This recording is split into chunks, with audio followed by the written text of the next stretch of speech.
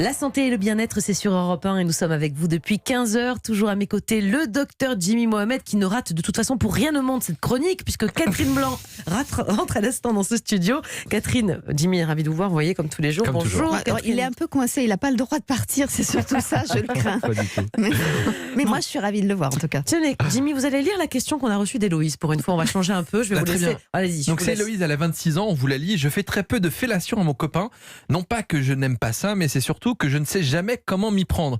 Et je suis trop gêné pour lui en parler. Auriez-vous quelques conseils à me donner? Et je pense que vous compléterez à mon avis les conseils, Mélanie.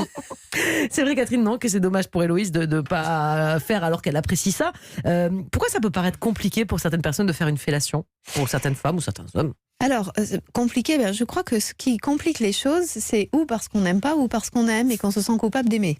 Alors évidemment, du coup, on s'en mêle un peu les pinceaux parce qu'au lieu de faire très spontanément et d'assumer ou sa difficulté ou au contraire son plaisir, eh bien, on s'en mêle, on hésite, on n'ose pas, on a peur de ce que ça pourrait montrer ou de ce que ça pourrait laisser penser de soi.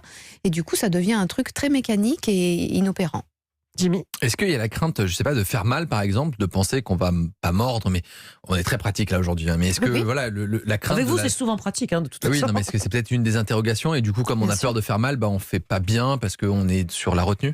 Tout à fait. C'est pour ça que quand elle dit j'aime ça, ou j'ai envie de ça, ou je trouve ça très bien, etc., eh bien, évidemment, comme je le disais tout à l'heure, c'est la crainte que mon désir soit un désir coupable. Et comme évidemment une bouche a des dents, eh bien, la peur que dans ce désir, j'y aille franco et que je sois dangereuse pour l'autre. Et évidemment que la fellation représente et pour les hommes une angoisse de castration et pour les femmes une angoisse de castrer l'autre.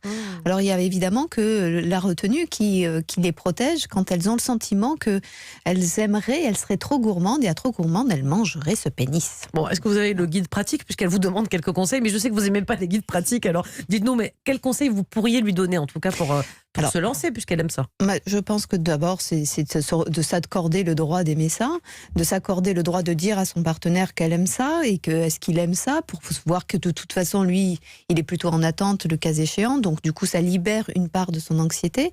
Et puis après, pour la technique, il n'y a pas de technique. Il y a juste, il n'y a pas de technique unique. Il y a comment on aborde l'autre, comment on l'envisage, comment on aimerait être abordé soi. Je crois que la question de se poser de son propre sexe, comment je voudrais qu'on envisage mon propre sexe, qu'on y aille goulûment, qu'on y aille délicatement, pour pouvoir faire ce que l'on aime soi. Du coup, en fait, on sait qu'on ne va pas faire de mal, puisqu'on ne souhaiterait pas qu'on nous fasse de mal. Du coup, ça déculpabilise et ça désangoisse sur ce sujet-là. Et puis ensuite, c'est observer tranquillement comment l'autre réagit et voir ce qui le fait justement s'abandonner ou ce qui le fait être sur la retenue pour pouvoir ouvrir le champ des possibilités là où il semble être dans un cadre de confort. Jimmy? C'est parfois un acte qui peut être vécu comme dégradant. Or, c'est pas tellement le cas. Si on le vit de cette façon, peut-être qu'on n'est pas obligé de le pratiquer, tout simplement. Ah bien sûr, de toute façon, tout ce que dans la sexualité, tout ce que l'on vit comme étant dégradant, on ne le vit pas. On ne le fait pas, on s'y oppose. Même si l'autre nous considère comme étant coincés, eh bien, de toute façon, c'est notre liberté d'avoir des limites. Donc, évidemment il n'est pas question du tout de s'imposer quelque chose. Et d'ailleurs, qu'est-ce qui est dégradant? C'est souvent d'ailleurs la pornographie ou souvent les films qui ont mis les femmes dans une position de soumission. Rappelons quand même qu'une fellation, c'est curieusement pas la femme qui est en position de soumission, puisque comme vous le disiez tout à l'heure, la femme est plutôt en position de pouvoir puisqu'elle a une bouche dentée et que donc du coup c'est elle qui pourrait être dangereuse pour l'autre et pas le contraire. Et c'est d'ailleurs pour ça que la pornographie a insisté sur cette soumission féminine, c'est justement pour compenser l'anxiété masculine potentielle. Elle dit qu'elle est trop gênée pour lui en parler. Il faut aborder ce sujet-là avec lui, puisqu'elle a envie de le faire, elle n'ose pas. Est-ce qu'ils doivent en parler? Ça peut être compliqué d'aborder ce sujet-là. Mais en fait, ça raconte la même chose, c'est-à-dire qu'elle est trop gênée pour en parler, et c'est sa pudeur. Elle est trop gênée pour le faire, elle est trop gênée pour en parler. C'est toujours sa pudeur qui est à l'origine de la difficulté. Donc encore une fois, ce n'est pas une question de technique. C'est pour ça que je ne veux pas dire il faut faire comme ça, il faut faire plutôt comme ça, et puis il faut tenir le pénis plutôt comme ça, le sucer, le lécher, le mordre, le mordiller, etc.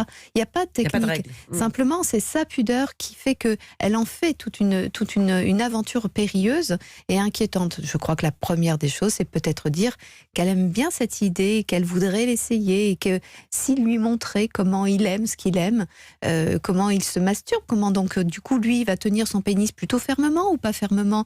Donc est-ce qu'il aime être plutôt contenu ou plutôt délicatement caressé ou léché. Et c'est comme ça qu'elle va pouvoir petit à petit apaiser cette pudeur ou cet interdit qu'elle s'impose. Merci beaucoup Catherine pour tous ces conseils. On n'aura pas eu le guide pratique, mais c'est pas grave. Quand même un peu, vous exagérez, hein, je peux pas faire plus. Merci Catherine. Donc à demain Jimmy également. C'est la fin de cette émission.